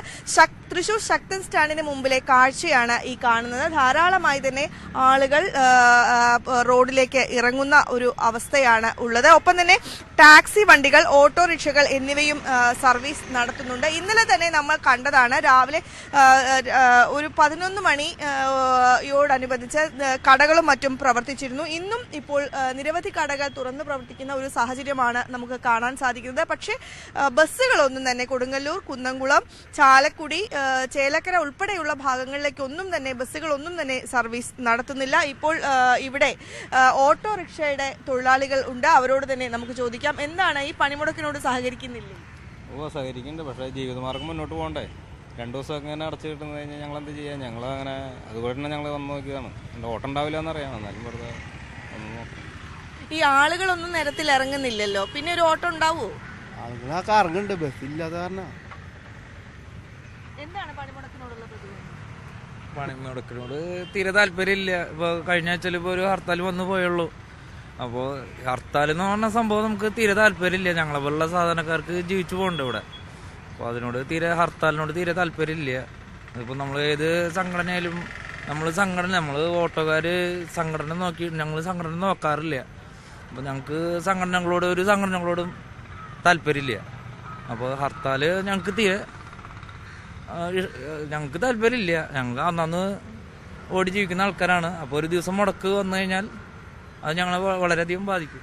കേരളത്തിൽ അനിയന്ത്രിതമായി ഉണ്ടാകുന്ന ഈ ഹർത്താലുകളും പണിമുടക്കുകളും വ്യാപാരികളുടെയും ഒപ്പം തന്നെ ഇത്തരത്തിലുള്ള ഓട്ടോറിക്ഷ ഉൾപ്പെടെയുള്ള തൊഴിലാളികളുടെയും ജീവിതത്തെ വലിയ തോതിൽ ബാധിക്കുന്നു എന്നാണ് ഇവർ പറയുന്നത്. അതുകൊണ്ട് തന്നെ ഇങ്ങനെ ഉണ്ടാകുന്ന ഹർത്താലുകൾ വലിയ തോതിലുള്ള അല്ലെങ്കിൽ പണിമുടക്കുകൾ വലിയ തോതിലുള്ള ബുദ്ധിമുട്ടുകൾ ഉണ്ടാക്കുന്നു എന്നാണ് പറയുന്നത്. ഏതായാലും തൃശൂർ ജില്ലയിൽ ഇന്നലത്തെ അപേക്ഷിച്ച് കുറച്ചുകൂടെ വാഹനങ്ങളും അതുപോലെ തന്നെ കുറച്ചുകൂടെ കടകളും തുറന്നു പ്രവർത്തിക്കുന്നുണ്ട്.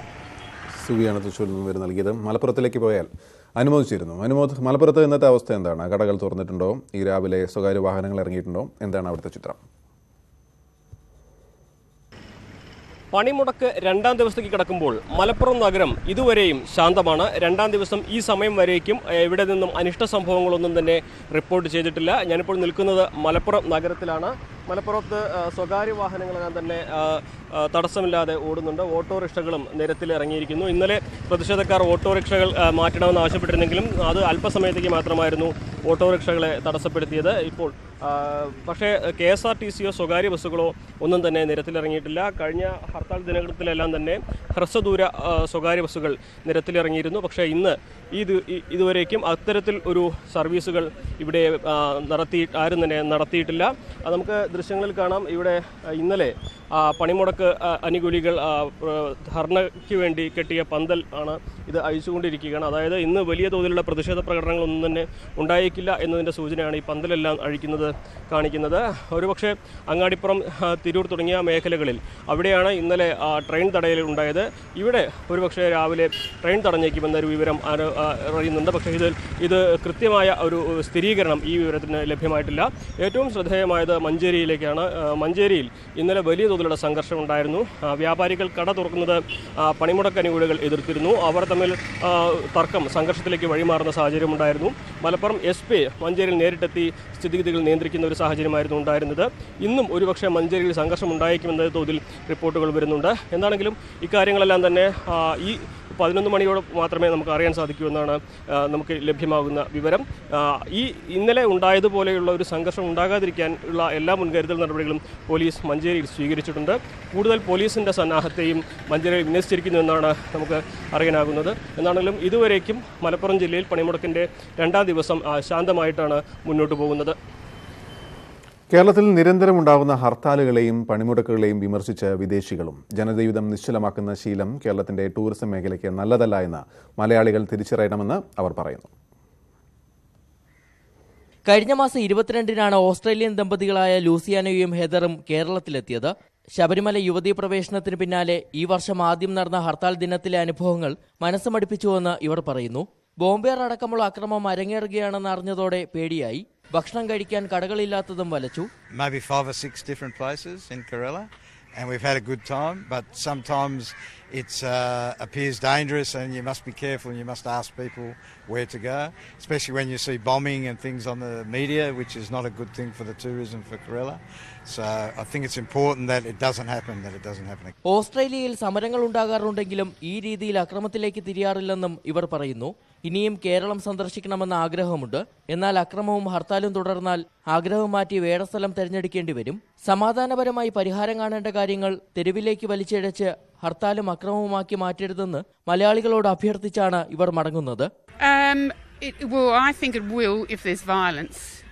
I think you can't do these things with violence because the world will hear about it and people won't travel if there is violence. There's no need for violence. You can do things without being violent. Cameraman Manoj നാനാട്ടിലിനൊപ്പം SS Sharan, News 18 Kochi. Sabarimala വിഷയത്തിൽ BJP MPമാർ ഇന്ന് രാഷ്ട്രപതിയെ കാണും. സംസ്ഥാനത്തെ സ്ഥിതിഗതികൾ രാഷ്ട്രപതിയെ ബോധ്യപ്പെടുത്തും. വിവരങ്ങളുമായി ഉണ്ണികൃഷ്ണൻ ചേരുന്നു. ഉണ്ണി, ആരൊക്കെയാണ് രാഷ്ട്രപതിയെ കാണുന്നത്? എന്താണ് പ്രധാനമായും സന്ദർശന ഉദ്ദേശം? ഗോപി, ശബരിമലയുമായി ബന്ധപ്പെട്ട കേരളത്തിലെ സംഘർഷങ്ങൾ BJP നേതാക്കൾക്കെതിരായ ആക്രമണമാണെന്ന മട്ടിൽ BJP ദേശീയതലത്തിൽ പ്രചാരണം ആരംഭിച്ചിരുന്നു.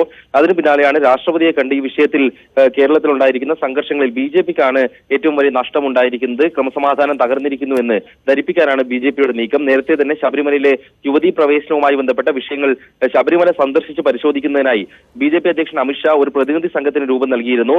സരോജ് പാണ്ഡെ അടക്കമുള്ള MPമാരാണ് ഈ സംഘത്തിൽ ഉണ്ടായിരുന്നത്. സരോജ് പാണ്ഡെയ്ക്ക് പുറമെ വിനോദ് സോങ്കർ, പ്രഹ്ലാദ് ജോഷി, നളിൻ കുമാർ കാട്ടിൽ എന്നിവരായിരുന്നു ഈ പ്രതിനിധി സംഘത്തിലെ അംഗങ്ങൾ. അവർ ശബരിമല സന്ദർശിച്ച് തയ്യാറാക്കിയ റിപ്പോർട്ടാണ് ഇന്ന് രാഷ്ട്രപതി രാംനാഥ് കോവിന്ദിനെ നൽകാനായി ഉദ്ദേശിക്കുന്നത്. 12 മണിക്കാണ് ഈ കൂടിക്കാഴ്ച നടക്കുക. BJP അധ്യക്ഷൻ ശ്രീധരൻ പിള്ള, ഒപ്പം കേരളത്തിൽ നിന്നുള്ള MPമാരായ റിച്ചാർഡ് ഹേസ്, സുരേഷ് ഗോപി, മുരളീധരൻ എന്നിവരും ഈ സംഘത്തിലുണ്ടാകും. കേരളത്തിലുള്ള CPMന്റെ അക്രമ സംഭവങ്ങളെല്ലാം രാഷ്ട്രപതിയെ ധരിപ്പിക്കുമെന്നാണ് ശ്രീധരൻ പിള്ള അറിയിച്ചത്. കഴിഞ്ഞ ദിവസം തന്നെ BJP MP പാർലമെന്റിൽ ആവശ്യപ്പെട്ടത് കേരളത്തിൽ രാഷ്ട്രപതി ഭരണം ഏർപ്പെടുത്തണമെന്നായിരുന്നു. അക്കാര്യം രാഷ്ട്രപതിയോട് ഉന്നയിക്കുമോ എന്ന് ചോദിച്ചപ്പോൾ അക്കാര്യത്തിൽ രാഷ്ട്രപതി ഭരണം വേണമോ എന്ന ആവശ്യത്തിൽ പാർട്ടി ചർച്ച ചെയ്ത് കേന്ദ്ര സംസ്ഥാന തലങ്ങളിൽ തീരുമാനമെടുക്കുമെന്ന മറുപടി മാത്രമാണ് ശ്രീധരൻപിള്ള നൽകിയിരിക്കുന്നത്. ഉണ്ണികൃഷ്ണനാണ് വിവരങ്ങൾ നൽകിയത്. പേരാമ്പ്ര എരവട്ടൂരിൽ CPM പ്രവർത്തകന്റെ വീടിന് നേരെ ബോംബേറ്. വെട്ടുവർക്കണ്ടി ശ്രീധരന്റെ വീടിന് നേരെ പുലർച്ചെ 1:15ഓടെയാണ് ബോംബേറുണ്ടായത്. ആർക്കും പരിക്കില്ല. ശബരിമല കർമ്മസമിതിയുടെ ഹർത്താലിന് പിന്നാലെ തുടർച്ചയായ അക്രമ സംഭവങ്ങൾ പേരാമ്പ്രയിലും പ്രദേശങ്ങളിലും റിപ്പോർട്ട് ചെയ്യുന്നുണ്ട്. സ്ഥലത്ത് പോലീസ് ആക്ട് പ്രകാരം നിയന്ത്രണങ്ങൾ നിലനിൽക്കുന്നതിനിടെയാണ് വീണ്ടും ബോംബേറുണ്ടായത്. സംവരണ ബിൽ രാജ്യസഭയിൽ.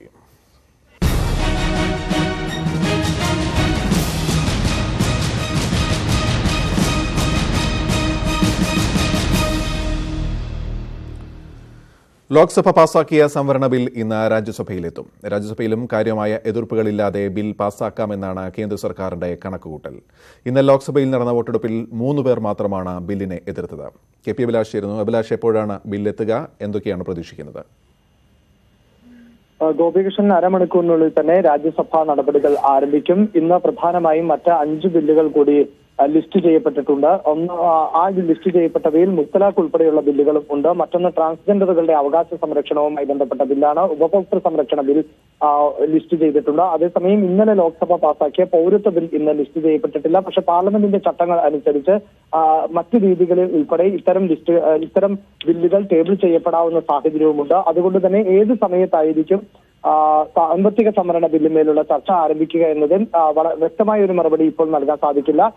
കഴിഞ്ഞ ദിവസം 12 മണിക്കായിരുന്നു ലോക്സഭയിൽ ബിൽ ടേബിൾ ചെയ്തത്. അതുപോലെ തന്നെ സമാനമായ ഒരു സാഹചര്യം ഇന്നും ഉണ്ടാകുമെന്ന തരത്തിലാണ് എംപിമാരുടെ ഭാഗത്ത് നിന്ന് ലഭിക്കുന്ന പ്രതികരണങ്ങൾ. ലോക്സഭയിലേതുപോലെ തന്നെ സമാനമായ ഒരു ചർച്ചയ്ക്കാണ് രാജ്യസഭയിലും ഇന്ന് സാധ്യത കാണുന്നത്. അതായത് BJP ഇത് രാഷ്ട്രീയ ലക്ഷ്യത്തോടു കൂടി കൊണ്ടുവന്നിട്ടുള്ള സാമ്പത്തിക സംവരണ ബിൽ ആണ് എന്ന് ഇന്നലെ കോൺഗ്രസും CPM ഉൾപ്പെടെയുള്ള രാഷ്ട്രീയ പാർട്ടികൾ വിമർശനം ഉന്നയിച്ചിരുന്നു. എന്നാൽ സാമ്പത്തിക സംവരണ ബില്ലിനെ വോട്ടെടുപ്പ് സമയത്ത് പ്രതിപക്ഷ പാർട്ടികൾ പിന്തുണയ്ക്കുന്ന സാഹചര്യമാണ് ഉണ്ടായത്. വ്യത്യസ്തമായ നിലപാട് സ്വീകരിച്ചത് മുസ്ലിം ലീഗ് ആയിരുന്നു. ET മുഹമ്മദ് ബഷീർ ആയിരുന്നു. കേരളത്തിൽ നിന്നുള്ള MP ആയിരുന്നു ലോക്സഭയിൽ സംസാരിച്ചത്. അദ്ദേഹം പാർലമെന്റിൽ അതിശക്തമായ വിമർശനമാണ്. ഈ സാമ്പത്തിക ബിൽ റദ്ദാക്കണമെന്ന് ആവശ്യപ്പെട്ടുകൊണ്ട് സാമ്പത്തിക ബിൽ മുന്നോട്ട് കൊണ്ടുവരുന്ന നീക്കം അവസാനിപ്പിക്കണമെന്നാണ് ആവശ്യപ്പെട്ടത്. മറ്റെല്ലാ രാഷ്ട്രീയ പാർട്ടികളും തന്നെ ബില്ലിനെ പിന്തുണയ്ക്കുന്ന സാഹചര്യമുണ്ടായി. AIADMK ഇന്നലെ ലോക്സഭയിൽ നിന്ന് വോട്ടെടുപ്പ് ബഹിഷ്കരിക്കുകയും ചെയ്തു. സമാനമായ ഒരു സാഹചര്യം തന്നെയായിരിക്കും ഇന്ന് രാജ്യസഭയിലും ഉണ്ടാവുക. അതേസമയം BSPയിൽ നിന്ന് ബില്ലിനെ എതിർക്കുന്ന ഒരു സമീപനമാണ് പ്രതീക്ഷിച്ചിരുന്നത് എങ്കിലും മായാവതി ഈ ബില്ലിനെ സ്വാഗതം ചെയ്യുന്ന സാഹചര്യവുമുണ്ട്. എന്തായാലും രാജ്യസഭയിലെ കണക്കുകൾ പരിശോധിച്ചാൽ ഇപ്രകാരമാണ്. 89 NDA അംഗങ്ങളാണ് ഇപ്പോൾ രാജ്യസഭയിൽ നിലവിലുള്ളത്. UPA പക്ഷത്താകട്ടെ 117 MP-മാരുണ്ട്. ഇരുപക്ഷത്തും ഇല്ലാത്ത നിഷ്പക്ഷമായ നിലപാടുകൾ സ്വീകരിക്കുന്ന 35 MP-മാരുണ്ട്. ഈ MP-മാരുടെ കൂടി പിന്തുണ ലഭിക്കുമ്പോൾ 3-2 ഭൂരിപക്ഷത്തോടു കൂടി തന്നെ രാജ്യസഭയിലും ബില്ല് പാസാക്കിയെടുക്കാൻ സാധിക്കും എന്ന വലിയ ആത്മവിശ്വാസത്തിൽ തന്നെയാണ് ഇപ്പോഴും ഭരണകക്ഷിയുള്ളത്. രാഷ്ട്രീയമായ ആരോപണങ്ങൾ മാത്രമായിരിക്കും ഈ വിഷയത്തിൽ ഉയർന്നു വരിക. പ്രത്യേകിച്ച് തെരഞ്ഞെടുപ്പ് ആസന്നമായിരിക്കുന്ന സാഹചര്യത്തിൽ വോട്ടെടുപ്പിലേക്ക് കടക്കുമ്പോൾ ഏത് രാഷ്ട്രീയ പാർട്ടി സാമ്പത്തിക ബില്ലിനെ എതിർത്താലും അത് തിരിച്ചടിയാകുമെന്ന ഒരു നിരീക്ഷണമുണ്ട്. പ്രത്യേകിച്ച് കോൺഗ്രസ് ഇത്തവണ തെരഞ്ഞെടുപ്പിനെ മൃദു ഹിന്ദുത്വ സമീപനവുമായാണ് നേരിടാൻ പോകുന്നത്. അതുകൊണ്ട് തന്നെ രജപുത്ര, മറാത്ത, ജാട്ട് ഉൾപ്പെടെയുള്ള വിഭാഗങ്ങൾക്ക് സംവരണം ലഭിക്കുന്ന സാഹചര്യത്തെ തള്ളിക്കളയാൻ UPAയോ കോൺഗ്രസോ തയ്യാറാകില്ല എന്ന നിരീക്ഷണമാണ് ഇപ്പോഴുള്ളത്. KP അഭിലാഷാണ് വിവരങ്ങൾ നൽകിയത്. സാമ്പത്തിക സംവരണത്തിനുള്ള കേന്ദ്ര സർക്കാർ നീക്കം സുപ്രീം കോടതി വിധിയുടെ ലംഘനമാണെന്ന് മുൻ ചീഫ് ജസ്റ്റിസ് AM അഹമ്മദി. തെരഞ്ഞെടുപ്പ് ലക്ഷ്യം വെച്ച് സംവരണ പരിധി ഉയർത്താതിരിക്കാനാണ് 50% എന്ന പരിധി സുപ്രീം കോടതി കൊണ്ടുവന്നിരുന്നത്. സാമ്പത്തിക മാനദണ്ഡ പ്രകാരം മാത്രം പിന്നോക്കാവസ്ഥ അളക്കാനാകില്ലെന്നും കേന്ദ്ര സർക്കാർ തീരുമാനം തെരഞ്ഞെടുപ്പ് മുന്നിൽ കണ്ടുള്ള പൊടിക്കുകയാണെന്നും ജസ്റ്റിസ് അഹമ്മദി പറഞ്ഞു.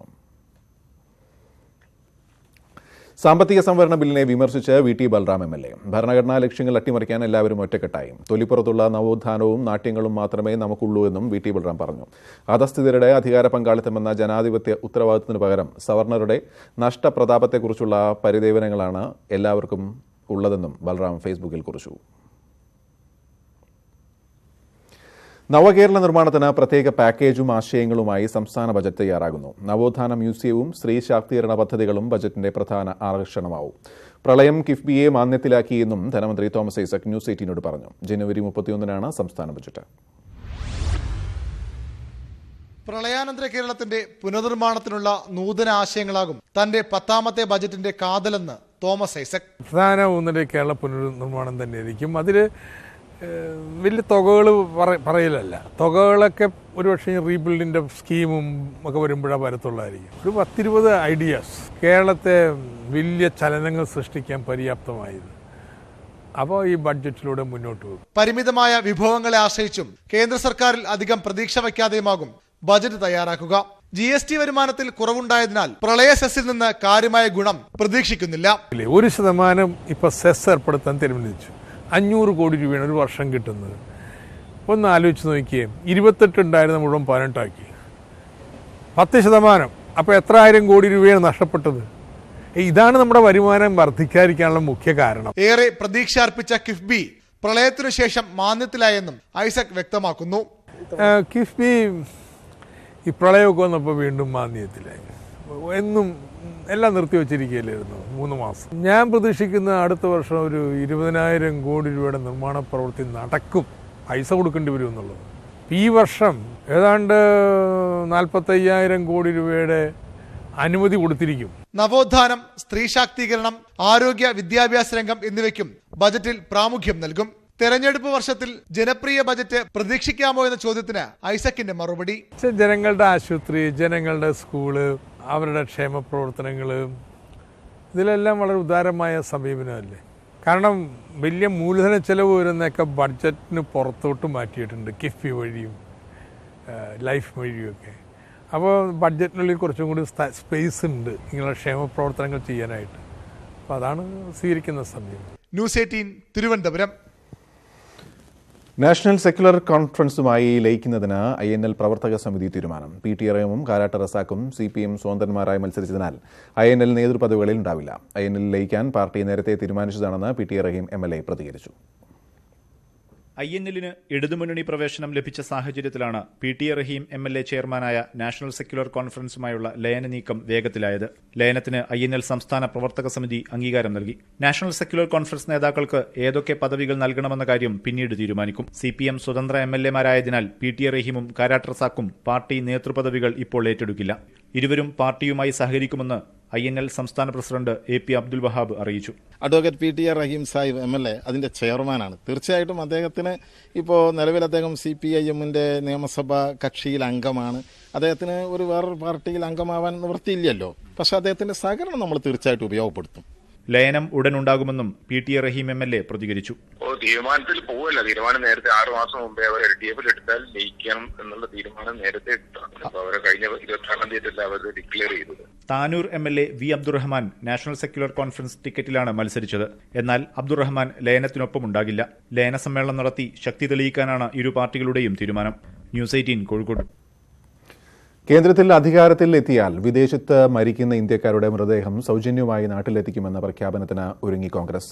ലോക്സഭാ തെരഞ്ഞെടുപ്പ് പ്രകടന പത്രികയിൽ വാഗ്ദാനം ഉൾപ്പെടുത്താനാണ് നീക്കം. ഗൾഫ് സന്ദർശന വേളയിൽ രാഹുൽ ഗാന്ധി ഇക്കാര്യം പ്രഖ്യാപിച്ചേക്കും. വിദേശത്ത് മരിക്കുന്ന ഇന്ത്യക്കാരുടെ മൃതദേഹം നാട്ടിലെത്തിക്കുന്നതിനുള്ള നിരക്ക് ഏകീകരിച്ച് എയർ ഇന്ത്യ ഇറക്കിയ ഉത്തരവിനെതിരെ പ്രതിഷേധം ശക്തമാകുന്നതിനിടെയാണ് കോൺഗ്രസിന്റെ രാഷ്ട്രീയ നീക്കം. പ്രവാസി വോട്ടിന് സുപ്രീംകോടതി അനുകൂല നിലപാടെടുത്തതോടെ ലോക്സഭ ബിൽ പാസാക്കിയിരുന്നു. രാജ്യസഭയാണ് ഇനി അവശേഷിക്കുന്ന കടമ്പ. പ്രവാസി വോട്ടുകൾ നിർണായകമാകാമെന്ന സാഹചര്യത്തിൽ കൂടിയാണ് പ്രവാസികൾക്ക് അനുകൂലമാകുന്ന വാഗ്ദാനം തിരഞ്ഞെടുപ്പ് പത്രികയിൽ ഉൾപ്പെടുത്താനുള്ള ആലോചന. വെള്ളിയാഴ്ച മുതൽ ദുബായിയും അബുദാബിയും സന്ദർശിക്കുന്ന കോൺഗ്രസ് അധ്യക്ഷൻ രാഹുൽ ഗാന്ധി ഇത് സംബന്ധിച്ച പ്രഖ്യാപനം നടത്തിയേക്കും. രാഹുലിന്റെ സന്ദർശന ചുമതല വഹിക്കുന്ന AICC ജനറൽ സെക്രട്ടറി ഉമ്മൻചാണ്ടി മുമ്പാകെ പ്രവാസി സംഘടനാ പ്രവർത്തകർ വിഷയമുന്നയിച്ചു. എല്ലാ പാർട്ടി MPമാർ കണ്ടത് കൊടുത്തിരുന്നു, അപേക്ഷ കൊടുത്തിരുന്നു. ഇപ്പോൾ രാഹുൽ ഗാന്ധി ഇപ്പോൾ 11-ാം തീയതി UAE വരുന്നുണ്ട്. അപ്പോൾ പ്രവാസികൾ എന്തോ ഒരു പരിഗണന എല്ലാ പ്രവാസികളും ഉറ്റു നോക്കുന്നുണ്ട്. പ്രവാസികളുടെ കാര്യം മനസ്സിലാക്കും എന്നൊരു പ്രതീക്ഷ എല്ലാ പ്രവാസികൾക്കും ഉണ്ട്. പാകിസ്ഥാനും ബംഗ്ലാദേശും സൗജന്യമായാണ് മൃതദേഹങ്ങൾ നാട്ടിലെത്തിക്കുന്നത്. ഇതിന് സമാനമായ നടപടി കോൺഗ്രസ് അധികാരത്തിലെത്തിയാൽ കൊണ്ടുവരുമെന്നാകും വാഗ്ദാനം. 200 കിലോ വരെ ഭാരമുള്ള മൃതദേഹം നാട്ടിലെത്തിക്കാൻ എയർപോർട്ട് ചാർജ് അടക്കം എയർ ഇന്ത്യയുടെ ഏകീകൃത നിരക്ക് 40,000 രൂപയോളമാണ്. ന്യൂസ് 18 ഡൽഹി. KPCC പുനഃസംഘടനയിൽ അന്തിമ തീരുമാനമെടുക്കാൻ ഡൽഹിയിൽ ചർച്ചകൾ തുടരുന്നു. AICC ജനറൽ സെക്രട്ടറി മുകുൾ വാസ്നിക്കുമായി ഉമ്മൻചാണ്ടിയും KPCC അധ്യക്ഷൻ മുല്ലപ്പള്ളി രാമചന്ദ്രനും പ്രതിപക്ഷ നേതാവ് രമേശ് ചെന്നിത്തലയും കൂടിക്കാഴ്ച നടത്തും. വിവരങ്ങളുമായി ഉണ്ണികൃഷ്ണൻ ചേരുന്നു. ഉണ്ണി, ഏറ്റവും പുതിയ വിവരങ്ങൾ. ഗോപി, KPCC പുനഃസംഘടന സംബന്ധിച്ച് കേരളത്തിലെ ഗ്രൂപ്പുകൾക്കിടയിൽ അഭിപ്രായ വ്യത്യാസം നിലനിൽക്കുന്നതിനാണ് നിർണായക ചർച്ച ഡൽഹിയിൽ നടക്കുന്നത്. ഇന്നലെ തന്നെ മുല്ലപ്പള്ളി രാമചന്ദ്രൻ, ഉമ്മൻചാണ്ടി, രമേശ് ചെന്നിത്തല എന്നിവർ അനൗപചാരികമായി ചർച്ച നടത്തിയിരുന്നു. അതിനുശേഷം ഇന്ന് രാവിലെ കേരള ഹൌസിൽ 1 മണിക്കൂറോളം ഇവർ ചർച്ച നടത്തുകയും പ്രാഥമികമായ ഒരു ധാരണയിൽ എത്തുകയും ചെയ്തിട്ടുണ്ടെന്നാണ് സൂചന. എങ്കിലും ഈ അഭിപ്രായ വ്യത്യാസം പൂർണ്ണമായും നീക്കാൻ കഴിഞ്ഞിട്ടില്ല. AI ഗ്രൂപ്പുകൾ വ്യക്തമാക്കുന്നത് ലോക്സഭാ തിരഞ്ഞെടുപ്പ് അടുത്തിരിക്കുന്നതിനാൽ പൂർണ്ണമായ ഒരു പുനഃസംഘടന അപ്രായോഗികമാണ് എന്നുള്ളതാണ്. വേണമെങ്കിൽ മുല്ലപ്പള്ളിക്ക് താല്പര്യമുള്ള ചിലരെ ഉൾപ്പെടുത്തിക്കൊണ്ട് ചെറിയ ചില മാറ്റങ്ങൾ വരുത്താമെന്നൊരു നിർദ്ദേശമാണ് ഇവർ മുന്നോട്ട് വെച്ചിരിക്കുന്നത്. ഏതായാലും മുകുൾ വാസ്നിക്കിന്റെ നിലപാട് കൂടി അറിഞ്ഞ ശേഷമായിരിക്കും ഇക്കാര്യത്തിൽ ഏത് തരത്തിലുള്ള നീക്കമുണ്ടാകുമെന്ന് അറിയാൻ കഴിയുക. അതേസമയം ഇന്ന് തന്നെ തീരുമാനം ഉണ്ടാകാനുള്ള സാധ്യത കുറവാണ്. AICC ഔദ്യോഗികമായി അവരുടെ വാർത്താക്കുറിപ്പിലൂടെയോ മറ്റോ ഈ പ്രഖ്യാപനം അറിയിക്കാനുള്ള സാധ്യതയാണുള്ളത്. നിലവിൽ 72ഓളം പേരാണ് സെക്രട്ടറി ഒപ്പം തന്നെ ജനറൽ സെക്രട്ടറി സ്ഥാനങ്ങളിൽ ഉള്ളത് ഭാരവാഹികളായി. അത്രയും വലിയ ജംബോ പട്ടിക വേണ്ട, പ്രവർത്തന മികവുള്ളവരെ മാത്രം ഉൾപ്പെടുത്തുക എന്നതാണ് ദേശീയ നേതൃത്വത്തിന്റെയും താല്പര്യം. ഈ ഒരു സാഹചര്യത്തിൽ ഏത് സമവായം ഉണ്ടാകുമെന്നാണ് ഇപ്പോൾ നടക്കുന്ന ചർച്ചകളിൽ അറിയേണ്ടത്. ഗോപി. ശരി. ശബരിമലയെയും പണിമുടക്ക് കാര്യമായി ബാധിച്ചിട്ടുണ്ട്. ശബരിമലയിലെ തീർത്ഥാടകരുടെ എണ്ണത്തിൽ ഗണ്യമായ കുറവാണ് 2 ദിവസമായി രേഖപ്പെടുന്നത്. വിവരങ്ങളുമായി ജോയ് നായർ ചേരുന്നു സന്നിധാനത്ത് നിന്ന്. ജോയ്, എന്താണ് 2 ദിവസത്തെ കണക്കുകൾ? ഇന്ന് രാവിലത്തെ അവസ്ഥ എങ്ങനെയുണ്ട്?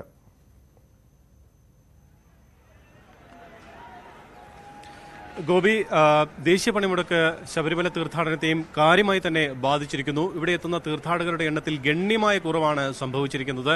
പ്രത്യേകിച്ച് നമുക്ക് ദൃശ്യങ്ങളിൽ ഇപ്പോൾ കാണാൻ കഴിയും, ഫ്ലൈ ഓവറിൽ ആരും തന്നെ ഇല്ല, ഒഴിഞ്ഞു കിടക്കുകയാണ്. കഴിഞ്ഞ സീസണിൽ നിന്നും നമുക്ക് ഇത്തരം ദൃശ്യങ്ങൾ കാണാൻ കഴിയില്ലായിരുന്നു. നിറഞ്ഞ് നിൽക്കുന്ന ഫ്ലൈ ഓവറായിരുന്നു കഴിഞ്ഞ മകരവിളക്ക് സീസണിലും കഴിഞ്ഞ 2 ദിവസങ്ങൾക്ക് മുന്നും നമുക്ക് കാണാൻ കഴിഞ്ഞിരുന്നത്. പക്ഷേ ഇപ്പോൾ ഈ ഫ്ലൈ ഓവറും അതുപോലെ തന്നെ നടപ്പന്തലിലുമെല്ലാം അയ്യപ്പന്മാർ എത്തുന്നത് തീരെ കുറവാണ്. ഇവിടെ എത്തുന്ന അയ്യപ്പന്മാർക്ക് ദർശനം നടത്താൻ വളരെ സുഗമമായി ദർശനം നടത്താൻ കഴിയുകയാണ്. പ്രത്യേകിച്ചും 18ാം പടി കയറി വരുന്ന അയ്യപ്പന്മാരെ നേരെ മറ്റു വഴികളിലൂടെ, അതായത് ഫ്ലൈ ഓവറിൽ പോലും കയറ്റാതെ മറ്റു വഴികളിലൂടെ ശ്രീകോവിലിന് മുന്നിലേക്ക് പോലീസ് കടത്തിവിടുകയാണ്. കഴിഞ്ഞ 2 മണിക്കൂറായി ഇത് തന്നെയാണ് ഇവിടെ കാണാൻ കഴിയുന്ന ദൃശ്യം.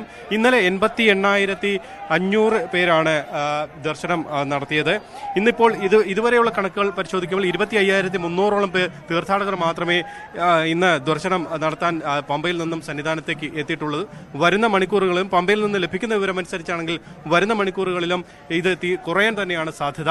ഇന്ന് 70,000-ൽ താഴെ മാത്രമേ ആളുകൾ തീർത്ഥാടകർ ദർശനം നടത്താൻ സാധ്യതയുള്ളൂ എന്ന വിവരമാണ് നമുക്ക് അറിയാൻ കഴിയുന്നതും മനസ്സിലാക്കാൻ കഴിയുന്നതും. എന്തായാലും എടുത്തു പറയേണ്ട മറ്റൊരു പ്രധാനപ്പെട്ട സവിശേഷത, ഇവിടെ ഈ ഇത്തരമൊരു തീർത്ഥാടകരുടെ എണ്ണം കുറയാനുള്ള ഒരു പ്രധാന കാരണമായി മനസ്സിലാക്കുന്നത് വിവിധയിടങ്ങളിൽ ട്രെയിനുകൾ തടയുന്നുണ്ട്. അതുകൊണ്ട് തന്നെ പല തീർത്ഥാടകരും സന്നിധാനത്തേക്ക് എത്താൻ മടി കാട്ടുന്നുണ്ട്. ഒപ്പം തന്നെ KSRTCയും അതുപോലെ തന്നെ മറ്റ് തീർത്ഥാടകർ എത്തുന്ന സ്വകാര്യ വാഹനങ്ങളെയും ഒന്നും പണിമുടക്ക് ബാധിച്ചിട്ടില്ല. ആ വാഹനങ്ങളിലും തീർത്ഥാടകരുടെ എണ്ണത്തിൽ തീരെ കുറവ് അനുഭവപ്പെടുന്നു. ഇന്ന് ദേശീയ പണിമുടക്ക് ഇന്ന് അർദ്ധരാത്രിയോടുകൂടി അവസാനിക്കും. അതിനുശേഷം ഒരു പക്ഷേ തീർത്ഥാടകരുടെ എണ്ണത്തിൽ കൂടുതൽ തീർത്ഥാടകർ എത്താനുള്ളൊരു സാധ്യതയാണ് ദേവസ്വം ബോർഡ് തന്നെ മുന്നോട്ട് വെക്കുന്നത്. എന്തായാലും മറ്റൊരു പ്രധാനപ്പെട്ട കാര്യം, ഇവിടെ എത്തുന്ന തീർത്ഥാടകർക്ക് വളരെ വേഗത്തിൽ തൊഴുത് മടങ്ങാൻ കഴിയുന്നു. ഒരാൾ തന്നെ പല പ്രാവശ്യം ദർശനത്തിന് എത്തുന്ന സാഹചര്യവുമുണ്ട്. മറ്റ് ഇതര സംസ്ഥാനങ്ങളിൽ നിന്നുള്ള അയ്യപ്പന്മാരാണ്, തീർത്ഥാടകരാണ് കൂടുതലായി ഇവിടെ എത്തിയിരിക്കുന്നത്. മലയാളികൾ തീരെ കുറവാണ്. ആന്ധ്രയിൽ നിന്നും കർണാടകത്തിൽ നിന്നും തമിഴ്നാട്ടിൽ നിന്നുമുള്ള തീർത്ഥാടകരാണ് പ്രധാനമായും ഇവിടെ ഇപ്പോൾ ഉള്ളത്. അവർക്ക് വളരെ സുഗമമായി ദർശനം നടത്താൻ കഴിയുന്നു. ഈ സീസൺ തുടങ്ങി ഇന്നലെ 88,500ഓളം പേർ ദർശനം നടത്തി. അതിന് തൊട്ട് മുന്നേ ഉള്ള ദിവസം 1,05,900 പേരാണ് ദർശനം നടത്തിയത്. ഈ സീസൺ പരിശോധിച്ചു കഴിഞ്ഞാൽ 3-ാം തീയതി മാത്രമാണ് അല്പം തിരക്ക് അനുഭവപ്പെട്ടത്. അന്ന് 1,50,311 പേരാണ് ദർശനം നടത്തിയത്.